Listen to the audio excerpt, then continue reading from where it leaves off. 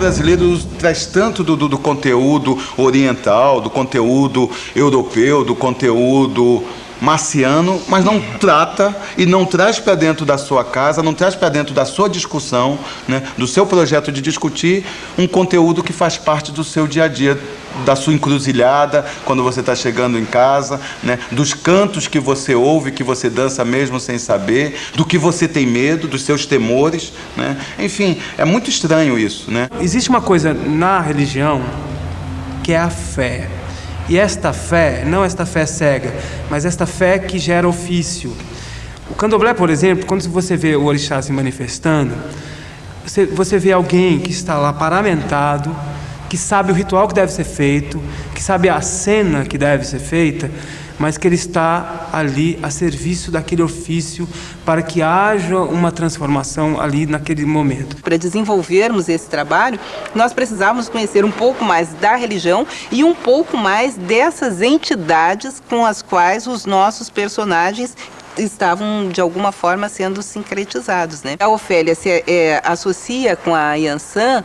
A história da Yansan tem muito a ver com a história da Ofélia. Tem essa situação em todas as histórias que Creonte expulsa Medeia.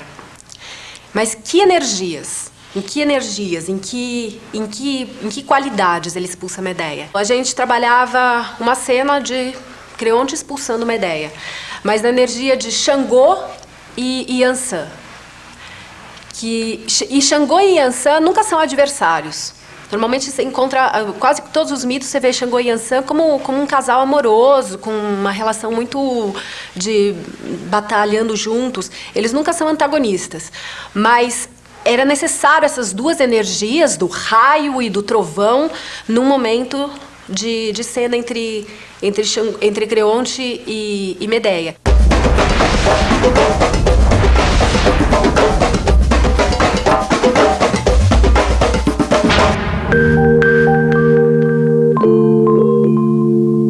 A Estutífera nasce no Rio de Janeiro, mas eu acho que o momento mais importante dela é esse renascimento dela em Aracaju. A Estutífera Naves é um barco de loucos,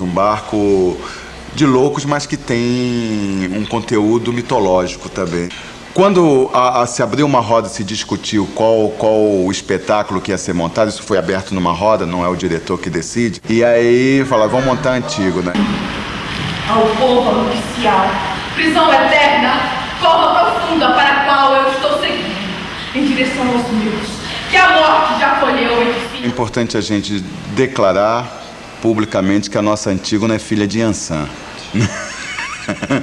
A partir daí a gente começou a trabalhar, pesquisar várias mitologias, mitologia celta, vamos lá para os hindus e tal, e sempre esbarrava, né, nos nossos orixás. O próprio espetáculo foi aproximando essa mitologia grega e essa mitologia africana ou afro-brasileira, que tem muito em comum. São duas mitologias onde os deuses amam, traem, choram, enfim, têm acessos de loucura, sentem dores, enfim, são muito mais humanizados.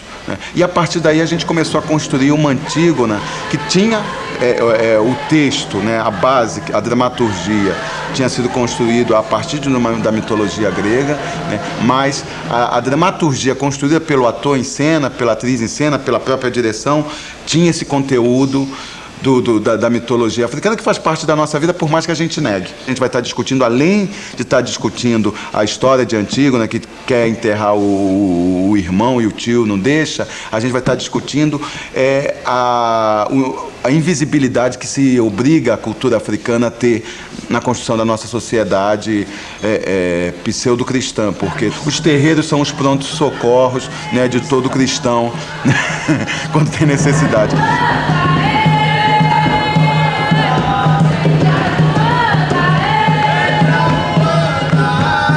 E aí, no meio do caminho, a gente descobre algumas coisas. Antígona quer enterrar o irmão de qualquer maneira. E um belo dia a gente descobre que existia uma Yansan que cuidava dos cemitérios. Aí não tinha como mais escapar do nosso destino, né? E trazer isso para a cena. Do cadáver do desditoso filho de Édipo, espalhados pelas aves e pelos cães.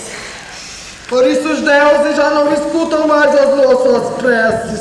Trazer um clássico que é montado há mais de 2000 anos, né? E dentro desse clássico você trazer uma cultura que está presente na nossa sociedade há 500 anos, há pouco tempo, né? Isso é muito importante. Uma cultura que é negada sistematicamente dentro da sociedade e que está no nosso andar, está no nosso falar, está no que a gente come, enfim, né? Mas é negado, é tratado como algo invisível, né? Faz com que a plateia reaja. E aí é um outro ponto legal para o teatro, eu acho isso, é fazer com que quando a plateia dialoga com você, debate, discute até, né? A gente teve em casos de antigo que as pessoas entravam, né, sentiam um clima, né, o cheiro, porque a gente trabalha muito com odores, com os tambores, com os cânticos, entrava e saía com medo, porque, né, o pastor falou que aquilo era algo muito ruim e ia, né, fazer muito mal e a pessoa sair, né? E isso é importante. Eu acho que é importante isso, né? Porque a gente não faz nada mais do que teatro.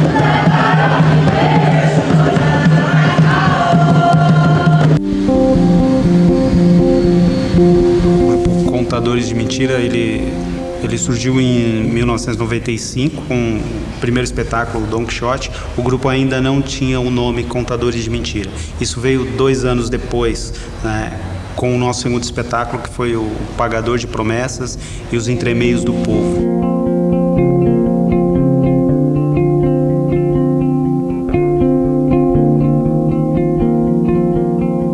Nesses 17 anos, nós fomos mudando o caminho, a linguagem. Fomos, assim, experimentamos novas coisas, né? E hoje o nosso teatro, posso dizer que é mutante. A gente começou a marcar a identidade. E essa identidade, ela não nasce da noite para o dia, ela é construída. Os contadores são de Suzano e seremos de Suzano. TV Contadores de Mentira fazendo a cobertura completa do Carnaval Suzanense. Então, hoje a gente pode dizer que os contadores têm tradição na cidade de Suzano, tem público cativo, e esse público cativo não é um público que envelhece com a gente, é um público que se manifesta com a gente, porque a gente, quando a palavra mutante ela é correta, porque o tempo inteiro a gente se transforma. Quando a gente fez o Pagador, ele ainda era um resultado de algumas pessoas inexperientes, das oficinas que eu tinha dado aqui, que juntos falamos, vamos potencializar isso. E a gente fez um espetáculo chamado O Pagador de Promessas e Os Entremeios do Povo. A partir dos entremeios e a partir deste outro olhar para o pagador, a gente fez uma comédia. A gente trocou a estrutura pela estrutura do Bumba Meu Boi.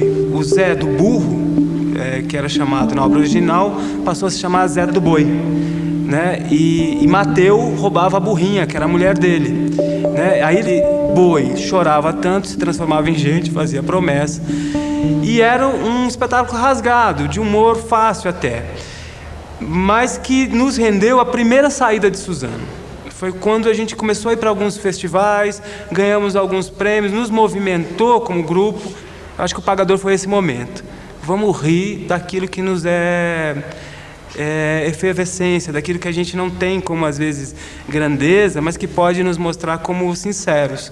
Então, aí os Contadores de Mentira surgem, na verdade, em 97. A gente optou por Contadores de Mentira e não Contadores de Mentiras, porque nós não contamos mentiras. Nós é que não somos de verdade. Eu acho que a gente precisava entrar em crise. A gente precisava de um espetáculo que não desse certo. O Alice, a gente jogou tanta ficha, em tanta pesquisa, tanto envolvimento, tanta dramaturgia, que pesou a mão. O Coelho, ele era um cara que se apaixonou por uma Alice, que se acidentou num carro, isso no ambiente de drogas e tal. Mas foi tão maluco esse espetáculo, a gente bebeu nos clichês, a gente bebeu no kit, buscou um certo naturalismo naquele momento que não nos pertencia. E aquela caricatura que a gente era ficou, neste melodrama, um pouco evidente. Mas o espetáculo foi super sucesso. Sucesso. Pro bem e pro mal. O Alice C, em 99, nasce como uma crise.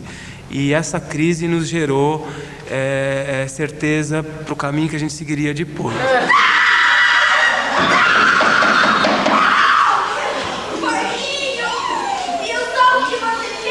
E aí veio o Coma-me, que é essa necessidade de ser digerido por nós mesmos. Eram porcos que começaram a invadir o planeta, começaram a comer as pessoas, jantá-las. A gente foi muito pela revolução dos bichos, mas também nem chegamos a tocar no livro. E o Como me tinha um grotesco, uma coragem de falar determinadas coisas. Essa é a hora da lavagem cerebral!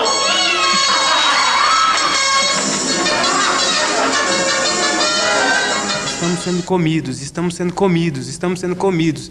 O que você come? O que você come como arte? O que nós podemos oferecer como para você nos digerir, plateia? Porque a gente não está se entendendo.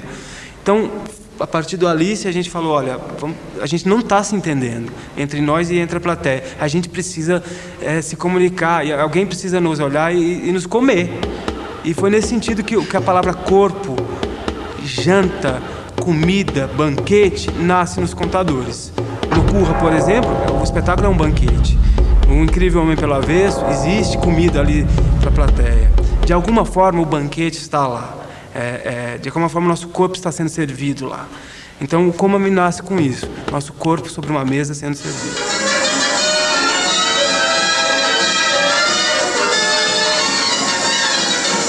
A experiência individual ela é colocada dentro desse coletivo todo de forma quase transcendental, né? Que é vamos se olhar, vamos jogar junto, vamos brincar, vamos tentar existir de forma segura. Qualquer tipo de desenho que a gente considere técnico, né, dramaturgicamente ou musicalmente, ou o que seja, tudo isso surge dessa liberdade de poder jogar, viver e brincar junto. A vivência é a palavra que nos forma. De que forma a gente troca vivência de conhecimento. Como que alguém que é da cultura dos orixás, do candomblé, contribui dentro desse grupo para que ele cresça. E aí, é lógico, quando essa pessoa traz o candomblé, a gente diz, nossa, que mundo vasto, deixa eu ler sobre isso, deixa eu saber sobre isso, deixa eu cantar sobre isso, deixa eu tocar um tambor. As fontes da qual a gente bebe nos interessam mais as imanências, que estão no teatro oriental, que está no maracatu. É lógico que a gente treina a técnica, só que é uma técnica, às vezes, que a gente descobre. A gente, por exemplo, está fazendo taekwondo agora. A gente está trazendo essa informação para cá como conhecimento e transformando ele em uma outra coisa. Né? Então a gente junta o taekwondo com o katakali, com a dança indiana, o no. O Curra mesmo nasceu assim. Cenas que a gente pesquisou no e pesquisou fazendo, como a gente juntou o taekwondo que a gente estava juntando, quando a gente viu, tinha um tambor e uma questão afro, e umas trocas de vivência que nos construíram corporalmente.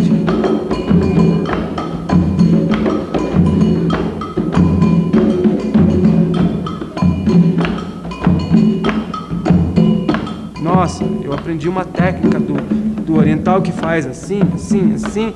Não, isso a gente criou, por exemplo, os nossos mudrans.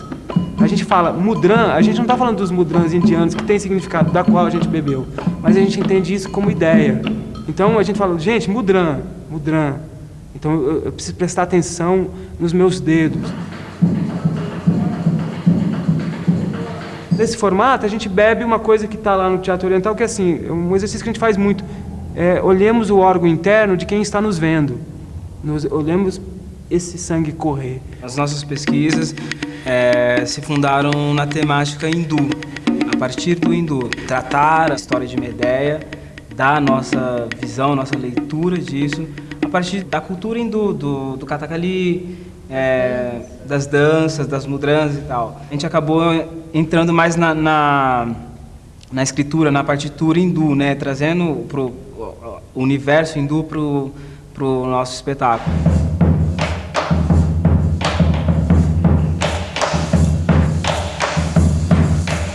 E aí que passou o tempo, a gente acabou mudando, a gente foi encontrando o espetáculo, também pedia outras coisas, a gente entende o espetáculo como um espetáculo algo vivo, que também tem as suas necessidades e que pede também, que tem a necessidade de mudança, de transformação. A gente não faz mais a versão hindu, a gente acabou assumindo a versão mais afro do Curra, que na nossa crença, no nosso ver, dialoga mais com o que a gente tem como incômodo também artístico e com o que a história também pede. A grande estrutura que a gente tem hoje do Curra do corpo nasce na versão hindu e ela nos jogou para dentro. E a gente chamava de Medéia doce, Medéia com açúcar, no bom sentido da palavra açúcar, porque tratava esse açúcar. Mas a gente falava, está faltando pimenta, está faltando sal, está faltando outro tempero. E aí a gente estava se transformando também. A Soraya, que é uma amiga nossa, entrou dentro do trabalho com conhecimento do candomblé.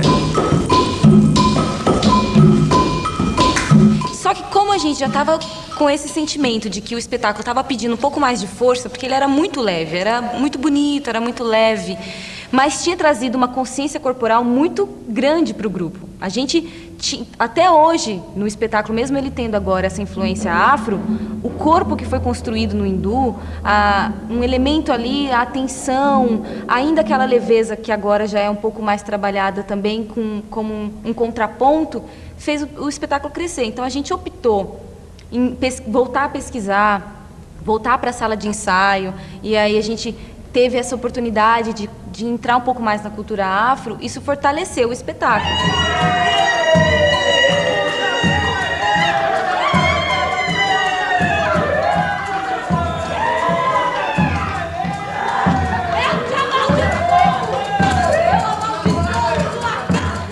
A cultura afro-brasileira, quando ela entra, ela começa a transformar não os jogos que tinham sido utilizados, mas a potência desses jogos. O indiano não foi descartado. Esse caminho começa a se processar nesse momento, onde a gente descobre que a gente não precisa descartar nada. Nada, exatamente nada do que foi feito. A gente só tem que agregar as potências, agregar todos esses valores. Os tambores africanos, o coro, né, sem os sintetizadores, sem as cítaras, o coro vai entrando e a cítara vai dando lugar para o cavaco e essas coisas vão entrando, mas o corpo do treinamento, ele se manteve firme em todos os aspectos. E o corpo do treinamento continua sendo o mesmo. O que muda só é a potência dessas forças. Então, com essa alteridade construída, a gente construiu também uma identidade nova para o grupo. Quando o primeiro contato com o candomblé veio, ele veio por acaso, veio através da comida. Olha que louco o simbolismo de novo. A gente usou o ipeté, que é um prato de orixá, trazido pela Soraya, que depois entrou no espetáculo quase como a Eked mesmo, que ela é no candomblé. Mas olha esse símbolo, ela é Eked no candomblé e dentro do espetáculo ela passa a ser uma espécie de serviçal também. Eu acho que o que a gente bebe do candomblé e o que beira a mesma questão nas questões hindus, por exemplo, quando ela nos veio, é este ponto. Quando, tecnicamente, elas são diferentes, mas na imanência, como a gente cria o exercício do brilho do olhar, elas são muito presentes, que está na igreja evangélica, que está no candomblé, que está na igreja católica, que é aquele momento da fé.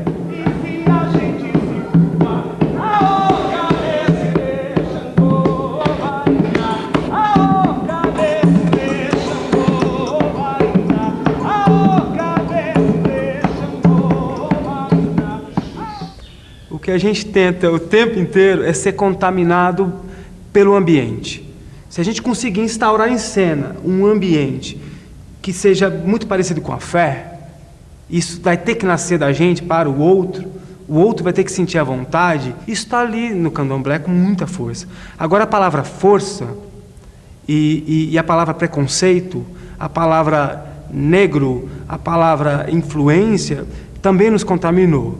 Porque a gente também é de uma região inóspita para o teatro, em que a dificuldade de ter direito à manifestação também é grande.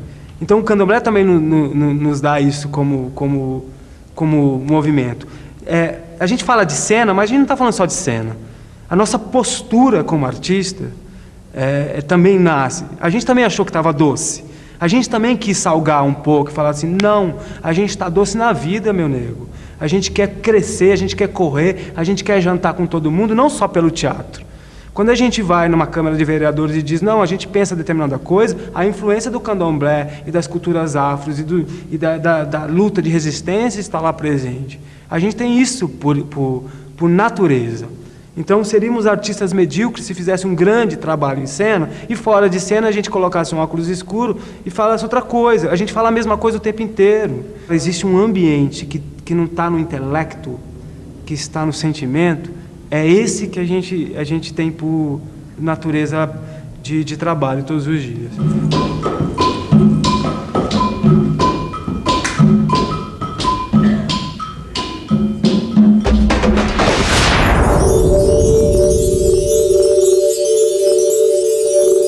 Com o Hamlet sincrético, a dramaturgia de cena, não é? O texto espetacular, não é? Ele era todo ele construído a partir de narrativas afro-brasileiras. Né? Então, assim, o texto original ele só é um pretexto. A gente busca referenciais na cultura afro-brasileira.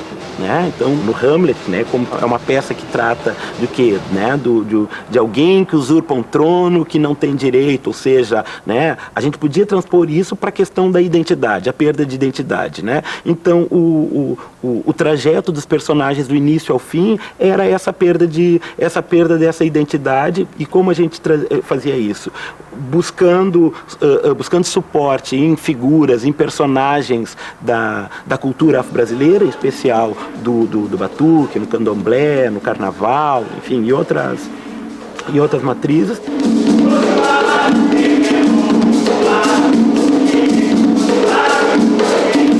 Hamlet, ele quer desde o início o quê? Fazer justiça. Então ele se aproximava de Xangô, né? Então cada personagem tinha essa proximidade. Isso fazia com que o ator buscasse um repertório gestual, às vezes imitativo, às vezes, né, de transcriação, né? Ou seja, olhava, observava e recriava esse gesto para colocar em cena. Então a gente utilizou essa metodologia em dois dos espetáculos, né? No Hamlet sincrético e no Antígona BR, né? E a gente sempre utiliza um nome que não é o tradicional, né? O nosso Hamlet não é o Hamlet, é o Hamlet sincrético. Né? A nossa Antígona não é Antígona, é Antígona BR, porque, né, de alguma maneira a gente está dizendo que nós não estamos apenas reproduzindo, não é, o teatro tradicional. Não, é apenas o texto usado como pretexto para a gente trazer essas nossas qualidades, essas nossas diferenças. Quem suportaria o açoite e o insulto do mundo? A forma do opressor, o desdém do orgulhoso, as pontadas de um amor humilhado, as delongas da lei, a prepotência do mando e o achincalhe. O achincalhe que o mérito paciente recebe dos inúteis. Nem todos nós somos praticantes das religiões de matriz africana. Né? E no grupo a gente tem pessoas de diferentes áreas de sua prática religiosa e naquela época a gente tinha pessoas que eram metodistas, né? Que não tinha essa proximidade real com a religião de matriz africana. Então, quando tu vai trabalhar com esse referencial, tu precisa ter um mínimo de conhecimento. Então a gente foi buscar, foi conversar com um babalorixá, né? E esse sacerdote veio para dentro do grupo também e trouxe para nós uma série de conhecimentos que a gente não tinha. Então a gente começou a encontrar nessas entidades, nesses orixás, uma resposta para aquela personagem criada por Shakespeare. Né? E isso foi mágico. E a outra coisa mágica é que para dentro do Hamlet também veio essa musicalidade que as religiões de matriz africana possuem. E isso dá uma batida, dá um pulsar, né? nos imprime uma outra forma de estar em cena. Né? Porque isso tu já entra em cena com aquele pulsar e isso determina o ritmo, né?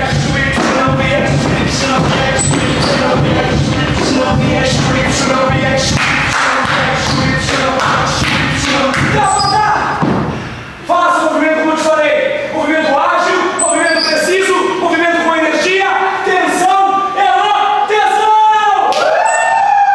questão que a gente traz nesses espetáculos, né, que não é de uma dramaturgia africana ou afro-brasileira, a gente está lidando com o quê? Com arquétipos, né? Então, arquétipos são o quê? São tipos que transcendem a somente uma cultura, né? Então, com isso, a gente consegue fazer essa aproximação, essa leitura, através dos referenciais que a gente tem mais proximidade, né? Quer dizer, nós não éramos praticantes, mas é óbvio que a gente, né, que a gente se reconhece no batuque, é óbvio que a gente se reconhece na capoeira, né? E isso nos traz uma legitimidade gestual. E eu acho que a gente também consegue se apropriar dessa corporalidade de uma maneira singular. E a nossa identidade, ela é construída esteticamente, né? Ela é construída, né, por uma identidade que a gente tem dentro da nossa cultura múltipla, tratando de religiões de matriz africana, mas ao mesmo tempo ter pessoas evangélicas que eram metodistas, mas também eram metodistas, né, daquela linha americana. Então, quer dizer, havia um reconhecimento do gospel, né? Então, há um jeito nosso de fazer todas as coisas. Há um jeito nosso de ser evangélico, um jeito nosso de ser católico, né? Que foi com o José Rio de Jordão, foram saudar São João Batista e batizar Gabriel. Tínhamos duas Antígonas, né? A Glau e a Josiane. Elas tinham dois destinos distintos, não é?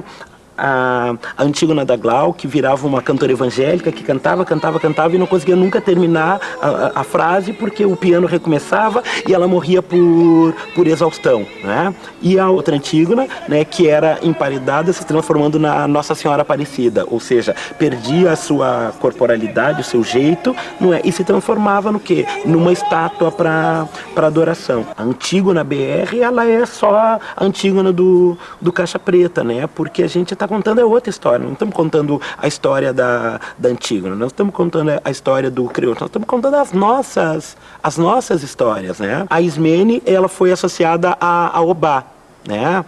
Inclusive tem uma história de que ela perde a orelha porque a Yansan, né, engana ela, e na história ela é alguém que não quer ouvir, né? Então cada vez que ela estava falando com a outra, ela repetia esses gestos, quer dizer, a gente sempre traz esses gestos, né, para contribuir para a construção do gestual, do personagem em cena, nunca sendo à toa, né? Os dois irmãos, o Etéocles e o Polinice, também estavam presentes. Eles começavam como os Ibejes, né? Cosme e Damião. Eles ganhavam individualidade e se transformavam em dois guerreiros adversários, né? Ogum e Odé. O espetáculo começava com todos os atores enfileirados como estátuas gregas, com o Kiton, né, e cantando um cântico grego, né, e aos poucos começavam um atabaque.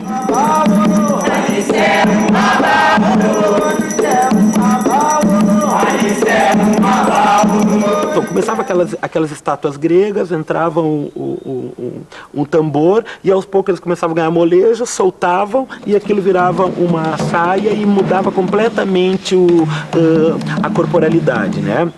Nisso entravam as duas Antígonas, né, que elas iam ao chão e ao invés de baixar um orixá, baixava uma atriz europeia nelas, elas começavam a recitar o texto em espanhol, em inglês, em francês, etc. Então a gente ia brincando com isso tudo, né? Até a entrada do Tiresias, que o nosso Tiresias era Orumilaya, né, que também é cego e vidente. Então há sempre uma metáfora, né, na nossa cena. Então os nossos clássicos, eles são só nossos, né? Mas ao mesmo tempo eles são universais, né?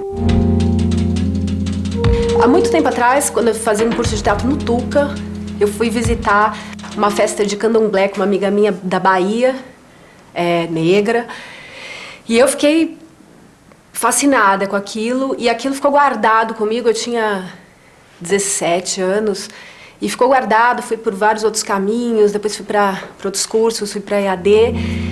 E daí quando acabei a EAD, ficando muito grande essa vontade que tinha ficado guardada há tanto tempo lá, eu pensei, é isso que eu vou desenvolver agora, alguma coisa relacionada a essa tradição dos orixás. Aí eu comecei a me corresponder com o Marco de Marines, que é um professor da Universidade de Bolonha, falando que eu tinha interesse em que ele me orientasse como prosseguir essa história. Aí ele falou, vem aqui, a gente conversa. E aí eu respondi para ele dizendo, vou. E assim, e naquele momento, oportunamente também, eu fiquei sabendo de um curso de comédia dell'arte na Itália, pensei, vou fazer também, não é a minha pesquisa, mas é uma coisa que me interessa. Fui para a Itália para fazer essas duas coisas. E lá, nesse curso de comédia dell'arte, encontrei o Thomas. E a gente, assim, já se apaixonou. Foi uma história de amor em todos os sentidos, assim. A gente percebeu que a gente tinha afinidades teatrais muito fortes. E eu comecei a falar muito dessa história do candomblé para ele. Ele não falava absolutamente uma palavra em português. O meu inglês era de uma escola, era inglês de escola, era péssimo. E a gente foi se comunicando em meio italiano, meio inglês, meio português, mas com os nossos elementos teatrais, que eram absolutamente a mesma língua.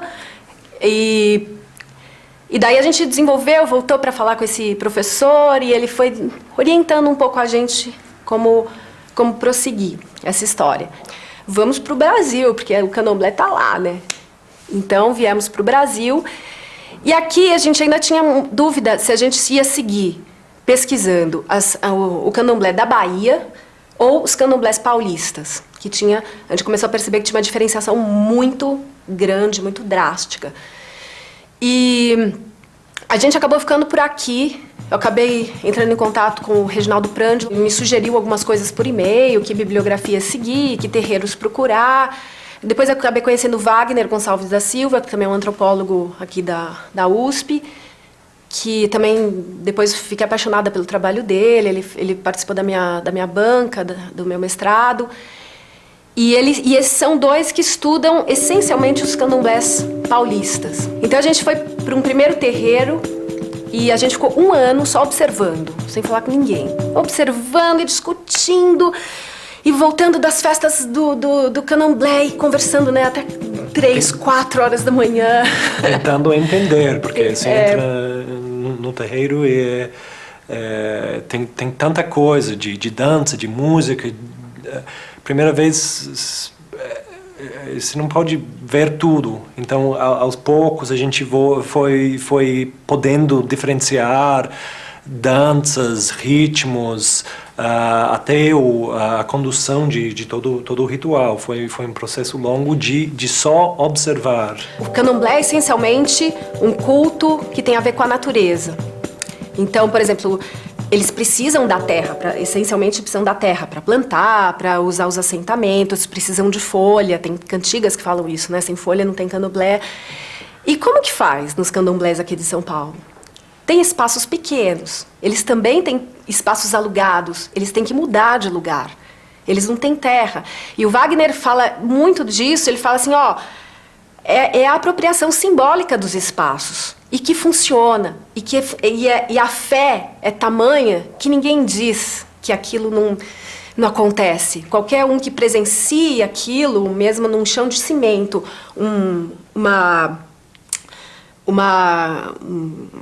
um cilindro de madeira representando uma árvore que deveria ter sido plantada, ninguém diz que aquilo não é verdade, que aquilo não pulsa. Os assentamentos, por exemplo, quando tem poucos espaços, eles colocam prateleiras para fazer os assentamentos. E ali são os assentamentos dos orixás. É claro que quando você vai nas roças maravilhosas, que tem terra, tem espaço, você vê lá o assentamento de Oxum na terra, no espaço, de Ogum, de Exu lá na frente do terreiro. Mas os outros também funcionam muito bem. E até horários eles mudam, para as pessoas poderem chegar ao culto. Tem cultos que deveriam ser feitos durante a madrugada.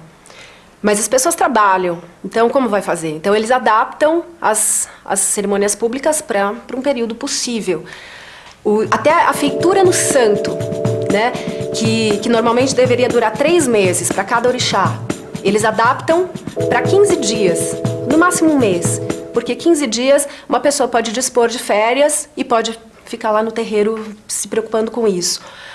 Outra coisa que eles se preocupam também é o enredo de santo, que foi um tema super importante para nós.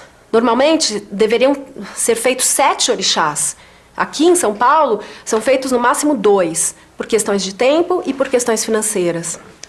Então, eu achei isso muito próximo dos grupos de teatro daqui. Essa história da falta de sede, dos espaços pequenos, da necessidade de se transportar. Então, isso era uma coisa que me fascinou e eu falei, não, são esses candomblés de São Paulo que eu quero pesquisar.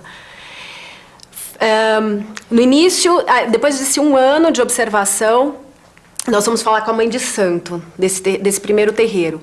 E ela recebeu a gente com uma amorosidade fantástica, com os braços abertos e abrindo tudo que era possível abrir, de treinamentos, dos ritmos, de pessoas se disponibilizando para ensinar para a gente as cantigas em Yorubá, que é uma tradição queto, se disponibilizando para mostrar as danças para a gente, num horário reservado. E mesmo assim ela se dispôs, quando a gente precisasse, para simplesmente falar dessa sabedoria que ela tem e traz de toda essa tradição. E um outro terreiro também, que foi o terreiro de Wanda de Oxum e Gilberto de Exu, que é aqui na zona norte de São Paulo. Eles também se disponibilizaram completamente a dizer, a falar, a contar os mitos, contar da cultura, a nos ensinar tudo que era possível e com extrema generosidade e felizes. Teve também o Babalaô Júnior, que foi que ele nos ensinou os ritmos. Ele vinha na nossa sede para ensinar os ritmos para a gente foi descobrindo juntos o que a gente queria, né? E tivemos que selecionar algumas coisas, porque é um universo fantástico. Então, a gente começou a estudar os princípios da pré-expressividade que o Barba aponta, sistematiza, nessas energias, nesses corpos dos orixás.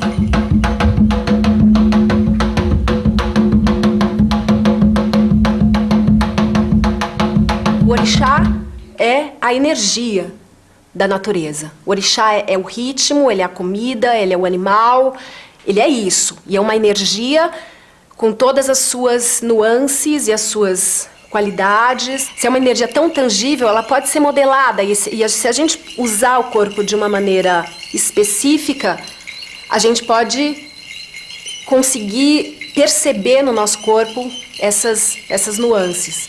E o treinamento consistia nisso, esse momento de experimentação. A gente criou vários exercícios nossos mesmos, trabalhando sats, trabalhando expansão, trabalhando todos esses princípios que o Barba aponta, observando como a gente sentia, que imagens suscitavam.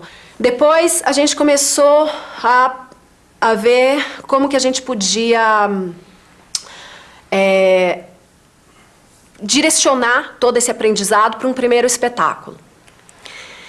E daí a gente começou a trabalhar que era sempre a minha vontade, trabalhar com partituras de ações físicas e vocais.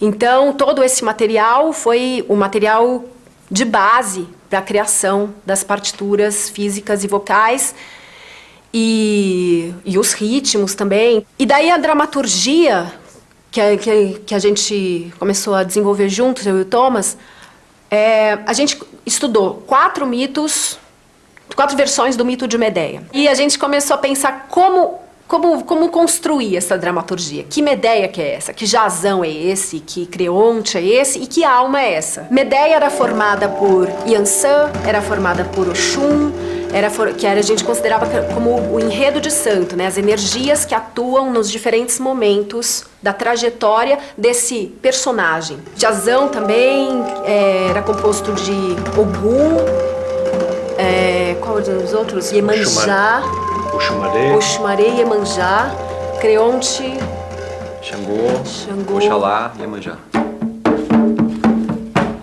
Eu cuido de você. Eu trato de fazer você chorar. O quê? Você tem que chorar e rir e se entregar. Você não tem o direito de se esconder da felicidade. Ela não aparece todo dia, nem para qualquer um. A gente pegou esses 4 textos de Medea e inicialmente começou de ver o que era essencial no mito de Medea e ver algumas cenas que repetiam em todos. Algumas imagens, a Creonte está sempre fazendo referência à minha filha. Isso foi um exemplo de um elemento da história de Medea que a gente viu era muito importante, que sempre repetia em formas diferentes dentro do mesmo mito ocidental. Agora, até para usar esse mesmo exemplo da alma, essa coisa da superproteção do pai, da filha, já é contado no candomblé na relação entre Oxalá e Euá. O orixá não é só um mito contado, uma história, um personagem numa história. Não, é o toque. Não é que a toque é o ritmo de Oxum, o ritmo é o orixá. E a comida é orixá, o ouro é orixá. Então, também Luciana, e eu trabalhava mais com Luciana na construção da dramaturgia escrita, então com ela eu trabalhava muito mais nesse coisa de selecionar as histórias mesmo, as narrativas. Mas ela foi identificando energias que era necessário e importante. E assim foi fazendo a ligação, não no nível da narração, mas que energia, que qualidades são necessários para este momento da história, para esse trajetório. Conto com a Virgem, o Pai Eterno, todos os santos anjos do céu e do inferno. Eu conto com todos os orixás do Olimpo. Uma grande oferta naquele momento é que a gente tinha uma sede, que a gente transformou. Parecia, quando a gente entrou lá no início, parecia um quintal bizarro. E daí a gente transformou aquilo que virou um rancho. Então, cada lugar do espetáculo era um espetáculo itinerante dentro desse galpão. E a gente fez os assentamentos mesmo, assim, sem considerar religiosidade, mas a gente trabalhou com instalações.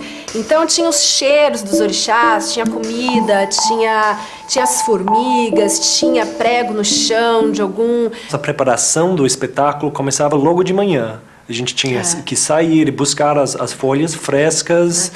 Daí a gente encontrava com os outros que chegavam com milho, que chegavam com as comidas, e juntos a gente sentava no chão para mais ou menos uma hora para embrulhar todos esses pacotes. E esse foi o ritual da preparação do espetáculo. O espetáculo durava o dia inteiro.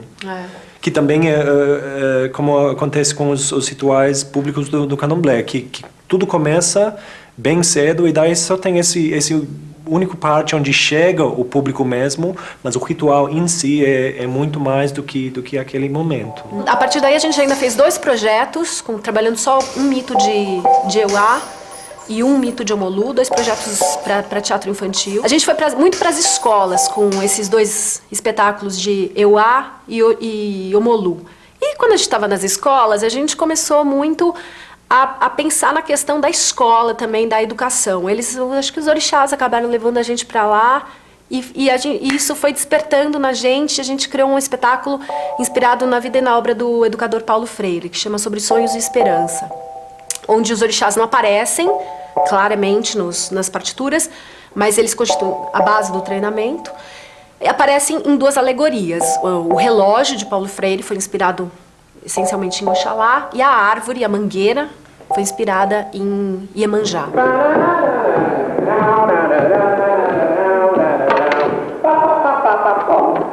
Esta história usar. Por quê? Não serve pra nada. Então precisa ser mudado. Você acha? Eu rato da escola. Tá falando com quem? Não pode te ver? Ainda não. Massa, tô falando com você. Eu gosto da escola. Eu também gosto da escola. Mas não como ela está hoje. Depois disso, a gente fez um projeto muito interessante que se chama Macbeth de Oió, unindo uma pesquisa que o Alexandre estava se encaminhando muito mais na área de educação e uma pesquisa muito mais específica dos ritmos. A partir desse trabalho que a gente tinha inspirado na vida e na obra de Paulo Freire, a gente também começou a sentir a necessidade de ir para a escola e trabalhar um pouco com esses princípios na escola e na criação do espetáculo mesmo. Então, numa perspectiva de envolver a comunidade escolar e a comunidade do bairro mesmo. Então, a gente se orientou pelos princípios de Paulo Freire para começar essa discussão. Então, a gente fez uma leitura prévia da realidade, ou seja, entender quais são as necessidades dessa comunidade, que temáticas ela gostaria de discutir, quais são os problemas mais candentes. E isso se amalgamou muito bem com a temática trazida na peça no Macbeth, né? Não adianta só ficar no nível da consciência, mas a gente precisa partir para a ação, né? Então, como transformar, o que transformar, ainda que fossem transformações pequenas, numa relação, num modo de ver o outro, num modo de entender a escola para quê, para quem, teatro para quê, para quem. Então, e os educandos também iam, por meio do relato sobre suas histórias de vida, sobre seus temas de interesse, a gente ia fazendo registro dessas histórias. E a gente depois fazia uma análise em grupo sobre quais eram as histórias mais significativas, ou para usar uma expressão do Paulo Freire, quais eram as situações limites que tinham nessas histórias. Então a gente selecionou algumas dessas histórias que o Thomas depois conseguiu encaixar, né, na dramaturgia do roteiro final de encenação, e que passou a conter também a voz dessas pessoas.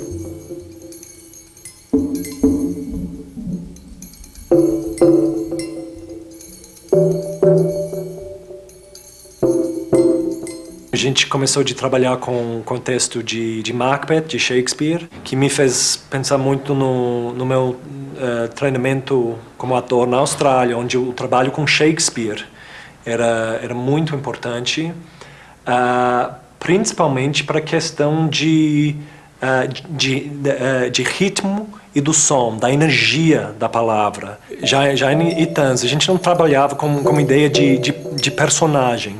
Cada ator, como um ser humano, como uma pessoa, trabalhava com essas faixas de energia, esses que vão transformando, modelando o corpo em cada cena, vai mudando a voz, vai mudando a tonicidade, vai criando muitas mudanças. E que assim o público pode assistir isso e interpretar isso como uma personagem. Eu tinha experimentado uma coisa semelhante com o trabalho com Shakespeare. Em inglês ele trabalha em decassílaba, principalmente com pentámetro iâmbico. E o que acontece é isso estabelece um ritmo padrão, que está sempre lá, mas ele também vai sempre mexendo com esse ritmo, que daí sempre tem variações que isso que indica, que provoca todas as variações. E a gente foi vendo um paralelo com o trabalho que a gente está fazendo inspirado na tradição dos orixás, que tem da mesma forma, um ritmo padrão, que você vai seguindo e com mudanças nesse ritmo, você vai encontrando novas nuances. Uma coisa que para mim é muito importante é a configuração da nossa companhia. Ele é meu irmão, ele é meu marido, ela é a esposa dele. Então nós somos uma companhia familiar, como os velhos circos, e que muita gente acha isso um absurdo, muito perigoso, acha que não vai funcionar, mas esse ano a gente está completando 10 anos. Então funciona, tem crises terríveis, arrasadoras, como Iemanjá, que arrasa e destrói, mas depois tem a reconstrução. Eu não, eu, labó, xen, xen. Emergina na ewa. Odara, labó, xen, xen. Ogum pagada, ogum pagada. A coro pagada, ogum pagada.